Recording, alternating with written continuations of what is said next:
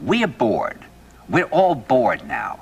But has it ever occurred to you, Wally, that the process that creates this boredom that we see in the world now may very well be a self-perpetuating, unconscious form of brainwashing created by a world totalitarian government based on money, and that all of this is much more dangerous than one thinks, and it's not just a question of individual survival, Wally, but that somebody who's bored is asleep, and somebody who's asleep will not say no? See, I keep meeting these people. I mean, just a few days ago, I met this man whom I greatly admire. He's a Swedish physicist, Gustav Bjornstrand, and he told me that he no longer watches television, he doesn't read newspapers, and he doesn't read magazines. He's completely cut them out of his life because he really does feel that we're living in some kind of Orwellian nightmare now, and that everything that you hear now contributes to turning you into a robot. And when I was at Findhorn, I met this extraordinary English tree expert who had devoted his life to saving trees. Just got back from Washington, lobbying to save the redwoods. He's 84 years old. He always travels with a backpack because he never knows where he's going to be tomorrow. And when I met him at Findhorn, he said to me, "Where are you from?" And I said, "New York." He said, "Ah, New York, yes, that's a very interesting place. Do you know a lot of New Yorkers who keep talking about the fact that they want to leave but never do?" And I said, "Oh, yes." And he said, "Why do you think they don't leave?" I gave him different banal theories. He said, "Oh, I don't think it's that way at all." He said, "I think that New York is the new model for the new concentration camp, where the camp has been built by the inmates themselves, and the inmates are the guards, and they have this pride in this thing they've built. They've built their own prison, and so they exist in a state of schizophrenia, where they are both guards and prisoners, and as a result, they no longer have, having been lobotomized, the capacity to leave the prison they've made, or to even see it as a prison."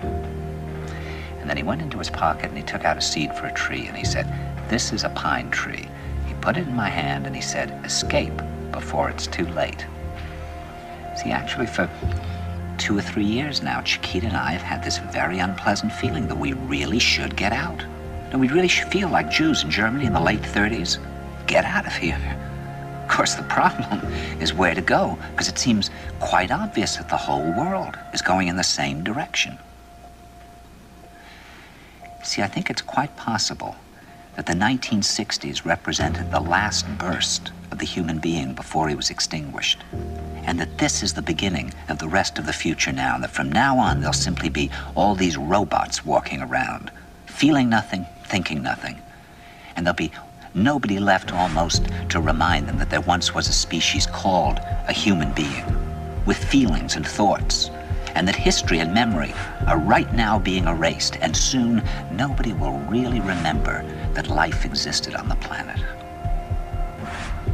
Now, of course, Bjornstrand feels that there's really almost no hope, and that we're probably going back to a very savage, lawless, terrifying period.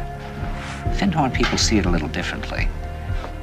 They're feeling that there'll be these pockets of light springing up in different parts of the world, and that these will be, in a way, invisible planets on this planet, and that as we, or the world, grow colder, we can take invisible space journeys to these different planets, refuel for what it is we need to do on the planet itself, and come back. And it's their feeling that there have to be centers now where people can come and reconstruct a new future for the world. And when I was talking to Gustav Bjornstrand, he was saying that actually these centers are growing up everywhere now, and that what they're trying to do, which is what Findhorn was trying to do, and in a way, what I was trying to do. I mean, these things can't be given names, but in a way, these are all attempts at creating a new kind of school or a new kind of monastery. And Bjornstrand talks about the concept of reserves, islands of safety, where history can be remembered and the human being can continue to function in order to maintain the species through a dark age. In other words, we're talking about an underground, which did exist in a different way during the Dark Ages among the mystical orders of the Church. And the purpose of this underground is to find out how to preserve the light, life, the culture, how to keep things living. You see, I keep thinking that what we need is a new language. A language of the heart. Languages in the Polish forest where language wasn't needed. Some kind of language between people that is a new kind of poetry. That's the poetry of the dancing bee that tells us where the honey is.